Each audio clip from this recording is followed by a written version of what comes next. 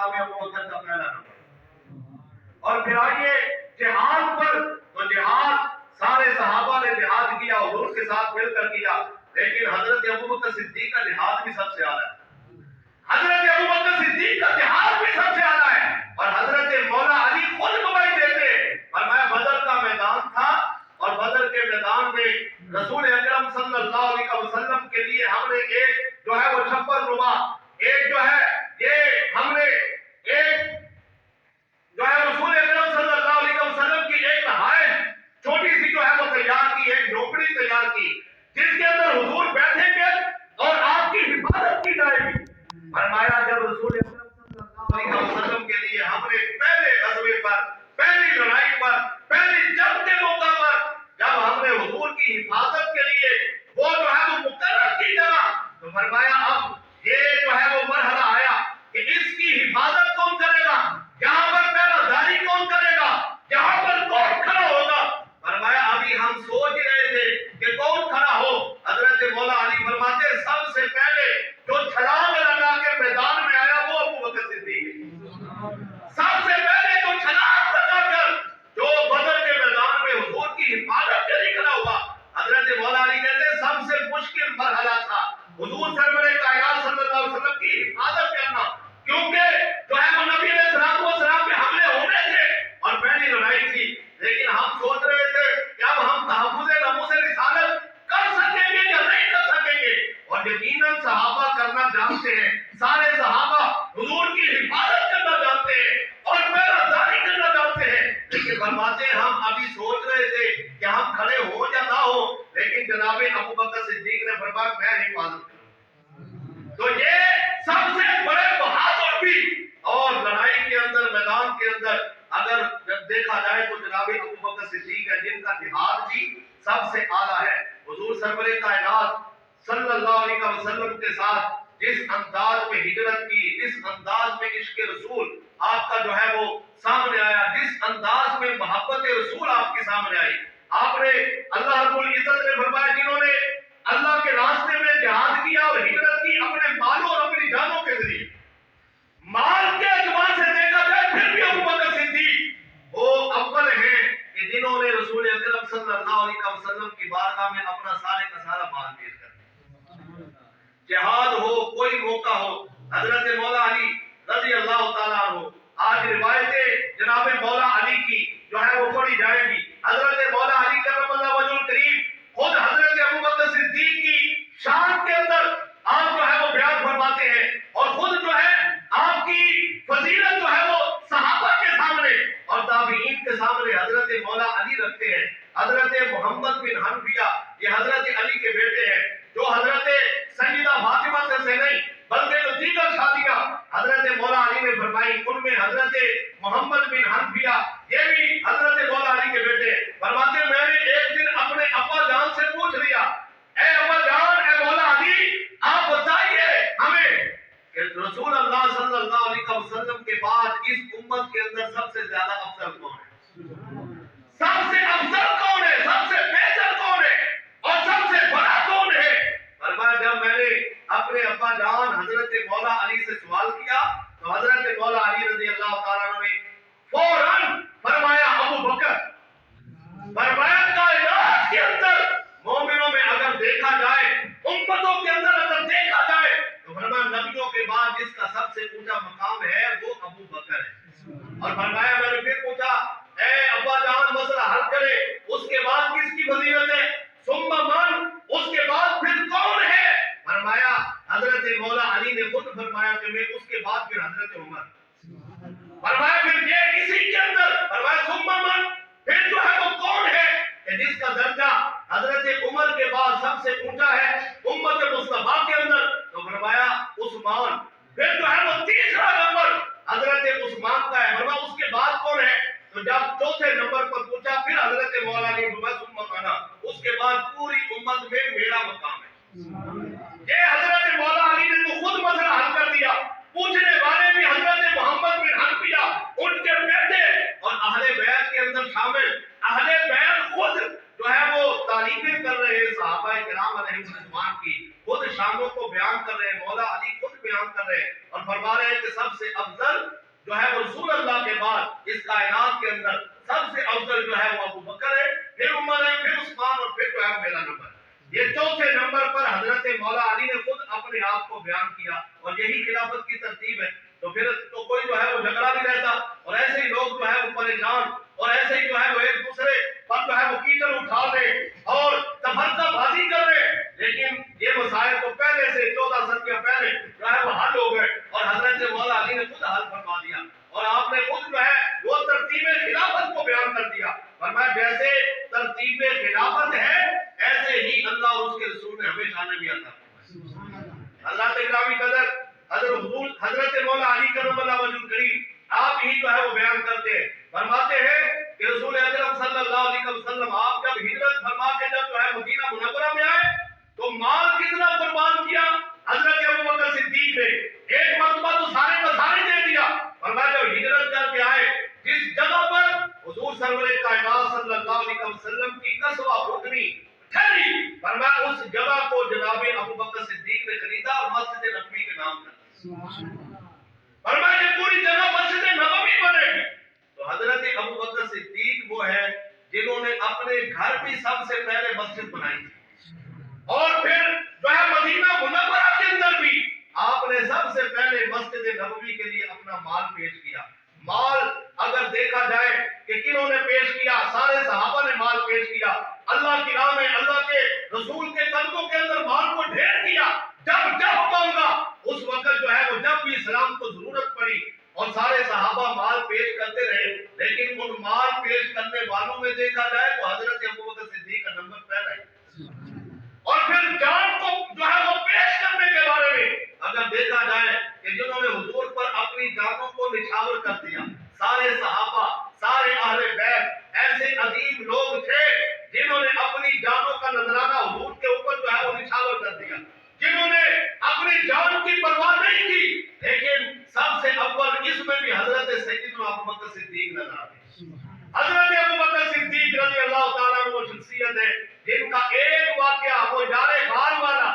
وہ جو ہے وہ غار ثور والا، کہ غار ثور کے اندر جب ہجرت کے موقع پر رسول اکرم صلی اللہ علیہ وسلم کے ساتھ ہے اور غار ثور میں جو ہے وہ داخل ہونے کی باری آتی ہے، تو حضرت سیدنا ابوبکر صدیق رضی اللہ تعالیٰ عنہ آپ کے عشق نے، آپ کی محبت نے، آپ کی غیرت نے یہ گوارا نہ کیا کہ باپ کو پرانا ہے، رسول اکرم اگر پہلے داخل ہوئے تو پھر پہلے داخل ہوں گے تو ہو سکتا ہے کوئی چیز نقصان پہنچا دے۔ تو رسول اکرم صلی اللہ علیہ وسلم کی بارگاہ میں عرض کیا، یا رسول اللہ، یا حبیب اللہ صلی اللہ علیہ وسلم، آپ ذرا باہر ٹھہرے، ابوبکر پہلے جا کے غار کی صفائی کرے، پہلے جا کے غار کی صفائی کروں گا اور پھر یا رسول اللہ میں آپ کو جو ہے وہ بلاؤں گا، ابھی آپ باہر ٹھہرے۔ حضور سرور کائنات صلی اللہ علیہ وسلم کو باہر ٹھہرا کر حضرت ابوبکر صدیق اندر جاتے ہیں۔ یہ ہے اپنی جان کو پیش کرنا اور محبت رسول کے اندر اپنی جان تک کو قربان کر دینا۔ یہ جناب ابوبکر صدیق سے کوئی سیکھے کہ کیسے عشق کیا جاتا ہے، کیسے محبت رسول کی جاتی ہے، اور کیسے وفا کی جاتی ہے، اور کیسے عشق کا حق ادا کیا جاتا ہے۔ جب اندر جاتے ہیں، غار کی صفائی کرتے ہیں، سراغ ہے، اور پتہ ہے کہ یہاں پر بڑے کیڑے مکوڑے ہوں گے، اور یہاں پر بڑے جو ہے وہ ایسی حشرات الارض ہوں گے کہ جو نقصان پہنچائیں گے۔ آپ نے اپنی چادر کو پھاڑا اور سوراخوں کو بند کر دیا، اور پھر جو ہے وہ ایک سوراخ رہ گیا، اس کے اوپر اپنی ایڑی رکھ کے حضور کو آواز دیتے، یا رسول اللہ آپ تشریف لائے، سبحان اللہ، یا رسول اللہ صلی اللہ علیہ وسلم آپ تشریف لائے۔ تو حضرت ابوبکر صدیق رضی اللہ تعالیٰ عنہ وہ ہے جنہوں نے اپنی جان پر کھیل کر نبی کریم صلی اللہ علیہ وسلم کی وہاں حفاظت فرمائی۔ حفاظت تو پہلے بھی کر رہے تھے اور سارے راستے کے اندر کر رہے تھے، کبھی دائیں ہوتے تھے، کبھی بائیں ہوتے تھے، کبھی آگے کبھی پیچھے، رسول اللہ کے اوپر اپنی جان کو نچھاور کر رہے تھے۔ لیکن غار میں تو آپ نے کمال ہی کر دیا، اب سانپ جو ہے وہ بار بار ڈستا ہے، بار بار ڈنگ پہ ڈنگ مارتا ہے اور زہریلا سانپ ہے، لیکن ابوبکر صدیق کے قربان جائے اپنی جھولی حضور علیہ الصلوۃ والسلام کی بارگاہ میں پیش کی۔ حضور آرام کر رہے ہیں، نبی اکرم صلی اللہ علیہ وسلم نے اپنا سر اقدس حضرت ابوبکر صدیق کی جھولی میں رکھا۔ سبحان اللہ، یہ شان ہے ابوبکر کی، اور یہ بھی خصوصیت ہے جو کسی اور کو حاصل نہیں۔ ہجرت والی بھی خصوصیت ہے جو کسی اور کو حاصل نہیں، اور بار والی بھی خصوصیت ہے جو کسی اور کو حاصل نہیں۔ حضور سرور کائنات صلی اللہ علیہ وسلم، نبیوں کے سلطان، اللہ کے محبوب، اپنا سر اقدس حضرت ابوبکر صدیق کی جھولی میں رکھ کر آپ آرام فرما رہے ہیں، اور حضرت ابوبکر صدیق ڈنگ پہ ڈنگ کھائی جا رہے ہیں، اور پھر ٹاس سے بس نہیں ہوتے، سی بھی نہیں کی اور کوئی آواز نہیں نکالی، لیکن اتنا جو ہے وہ زہریلا سانپ کہ آپ کے جو ہے وہ جو قدموں کے اندر اس نے بار بار ڈسا، اس کی وجہ سے آپ کے آنکھوں سے آنسو جو ہے وہ بہتے ہیں اور رسول اکرم صلی اللہ علیہ وسلم کے چہرہ مبارک پہ گرتے ہیں۔ یہ حضرت ابوبکر صدیق کی شان کہ جن کے آنسوؤں کا قطرہ بھی حضور کے چہرے پہ گرے، بددعا والے مکھڑے پہ، واللیل والی زلفوں کے، جن کی تعریف ہے، جس چہرے کی تعریف اللہ رب العزت قرآن میں فرمائے، جس کی جوانی کی قسمیں اللہ قرآن میں فرمائے، اور جس کی شان میں اللہ رب العزت نے پورے کا پورا قرآن اتارا ہوا، اور جس کی شان کے اندر زیرہ زبرہ شدہ مدہ سب تیری شان میں جائیں، سب کچھ جو ہے حضور کے لیے ہے، پوری کائنات حضور کے لیے ہے، لیکن اس مقدس چہرے پر آنسو گرتا ہے جناب ابوبکر صدیق رضی اللہ تعالیٰ عنہ کی آنکھ کا۔ اس سے اندازہ لگائیں حضرت ابوبکر صدیق کا مقام کتنا ہے، جناب ابوبکر صدیق کا مرتبہ کتنا ہے۔ یہ عشق رسول تھا کہ آپ ڈنگ پہ ڈنگ کھا رہے تھے لیکن حضور کو جگا نہیں رہے تھے،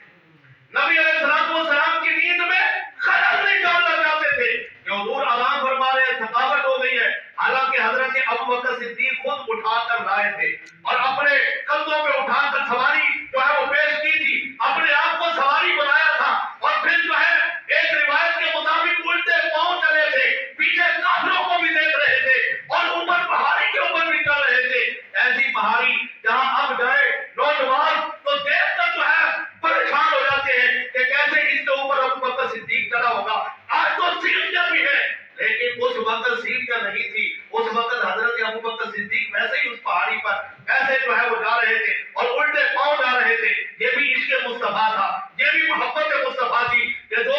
حضرت ابوبکر صدیق کو پرواہ بھی نہیں تھی، اور آپ کے پاؤں پر پتہ نہیں کتنے جو ہے وہ چھالے بن گئے، کیسا کیسا جو ہے وہ کیسے ورم آئے، لیکن حضرت ابوبکر صدیق نے پرواہ نہیں کی۔ اب یہ ڈنگ پہ ڈنگ کھائے جا رہے ہیں، رسول اللہ صلی اللہ علیہ وسلم کی محبت، حضور کے عشق میں اپنی جان تک قربان کر دی، اور جب آنسو کا قطرہ گرا نبی علیہ الصلوۃ والسلام بیدار ہوئے، حضور سرور کائنات صلی اللہ علیہ وسلم فرماتے ہیں میں میری آنکھ جو ہے وہ سوتی ہے، دل نہیں سوتا۔ رسول اللہ صلی اللہ علیہ وسلم کو آپ کا دل ہمیشہ بیدار رہتا ہے۔ حضور علیہ الصلوۃ والسلام نے یہ بھی ایک امتحان تھا جناب ابوبکر صدیق کا کہ کیسے وہ جو ہے محبت پیش کرتے ہیں اور کیسا انداز پیش کرتے ہیں۔ حضور علیہ السلام نے فرمایا ابوبکر کیا ہوا؟ عرض کی یا رسول اللہ سانپ ہے اور وہ ڈس رہا ہے، لیکن آپ کو میں نے جگایا نہیں کہ آپ کی نیند کے اندر خلل نہ پڑے۔ سرکار دو عالم صلی اللہ علیہ وسلم نے فرمایا ایڑی ہٹاؤ، جب ایڑی ہٹائی اور پھر نبی علیہ السلام نے اپنا لعاب دہن نکالا، ابوبکر صدیق کی ایڑی پہ لگایا، وہ سانپ جو بڑا زہریلا تھا، یہی جو ہے وہ زہر بعد میں پھر لوٹ کے آیا تھا اور حضرت ابوبکر صدیق کا وصال ہو گیا تھا، لیکن یہ اتنا زہریلا جو ہے وہ سانپ اور اتنا جو ہے وہ برا زہر جو حضرت ابوبکر صدیق کے جسم کے اندر سرایت کر گیا تھا، لیکن حضرت حضور علیہ السلام نے جب اپنا لعاب دہن لگایا تو اسی وقت ایڑی جو ہے وہ درست ہو گئی، سارا درد جاتا رہا۔ یہ حضرت ابوبکر صدیق کی شان کی اپنی جان کو بھی آپ نے رسول اللہ صلی اللہ علیہ وسلم پہ قربان کر دیا۔ تو یہی تو وہ نیکی تھی کہ جب حضرت اما عائشہ صدیقہ آپ بیٹھی ہے، رات کا وقت ہے، ستارے چمک رہے ہیں، اور نبی علیہ السلام کی بارگاہ میں اما عائشہ نے پوچھا یا رسول اللہ یہ اتنے ستارے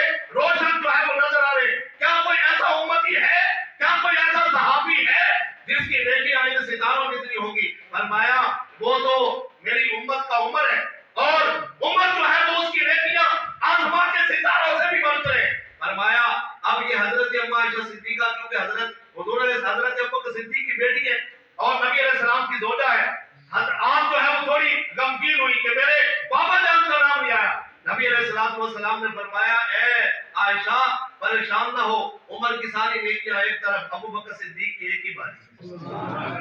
حضرت ابوبکر صدیق اور حضرت عمر پوری زندگی جناب ابوبکر سے اس نیکی کو مانگتے رہے اور کہا ہے ابوبکر سودا کر لے، ساری نیکیاں لے لو، ایک نیکی دے دو، ساری نیکیاں لے لو لیکن غار والی ایک نیکی دے دو۔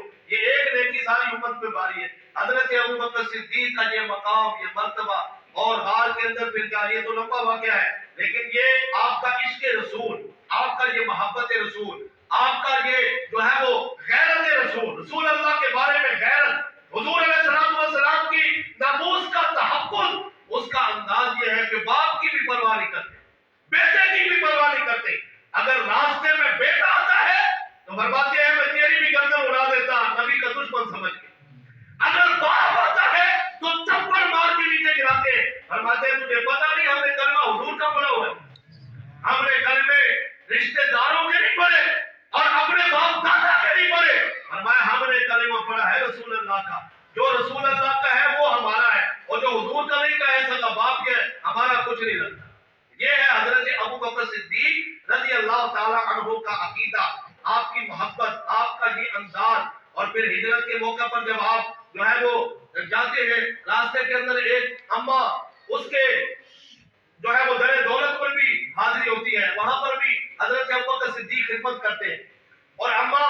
جس نے بکریاں رکھی ہوئی تھی، ان کے ام معبد رضی اللہ تعالیٰ عنہ، ان کے گھر کے اندر بکریاں تھی اور دودھ مانگا تو حضرت ابو بکر صدیق کا پیش کیا کہ خود آپ نے دھو کر رسول اللہ صلی اللہ علیہ وسلم کی بارگاہ میں پیش کیا. اور اس اما نے کیا نام رکھا تھا؟ اس اما نے، کیونکہ ان کو نام نہیں آتا تھا، نام پوچھنا بھول گئی. رسول اللہ صلی اللہ علیہ وسلم کے حسن میں اتنا محو ہو گئی کہ یہ اتنا پیارا حسین، اور ابھی انہوں نے پہلے جو ہے وہ کلمہ نہیں پڑھا ہوا تھا، یہ حضور کے حسن کے اندر اتنا مگن ہو گئی،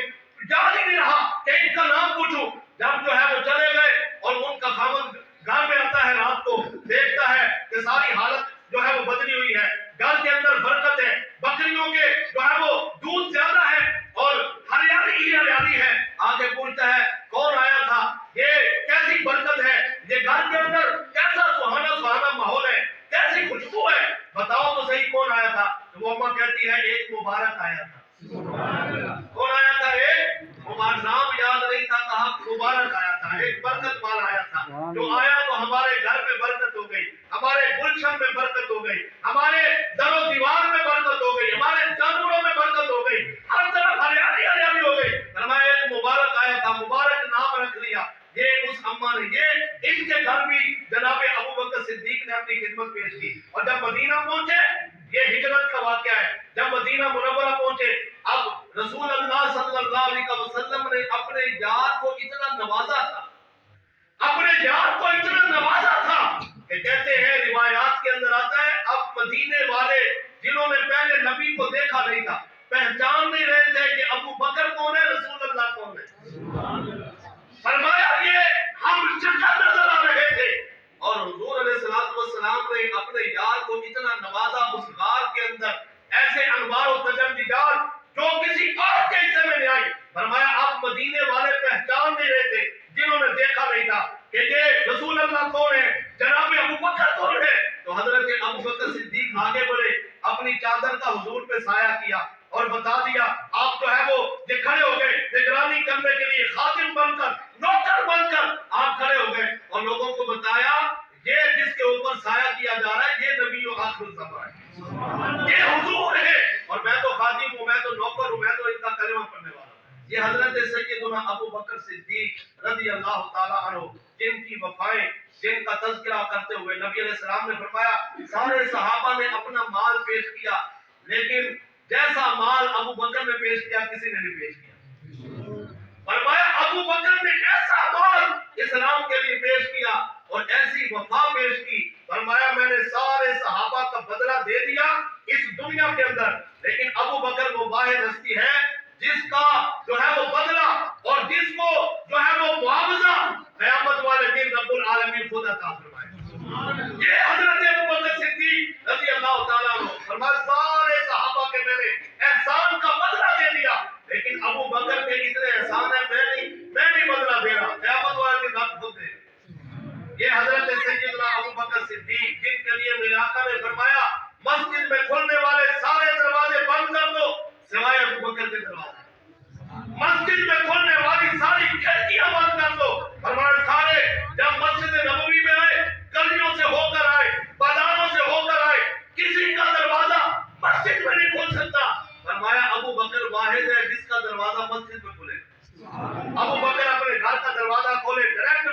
آئے لیکن باقی سارے گلیوں سے ہو کر آئے. یہ حضرت ابو بکر صدیق کی شان ہے جن کو نبی علیہ السلام نے اپنا مسلح عطا فرمایا, جن کو حضور نے اپنا مسلح عطا فرمایا. اور مرو ابا بکر فلیصلی بالناس, یہ جو ہے وہ بخاری شریف کے اندر 17 مقام پر یہ حدیث موجود ہے. 17 مرتبہ یہ امام بخاری نے اس کو نقل کیا ہے. مرو ابا بکر فلیصلی بالناس, فرمایا حضور نے فرمایا آخری ایام میں نبی علیہ السلام نے فرمایا مصلی امامت ابو بکر کو دو, ابو بکر لوگوں کو نماز پڑھائے.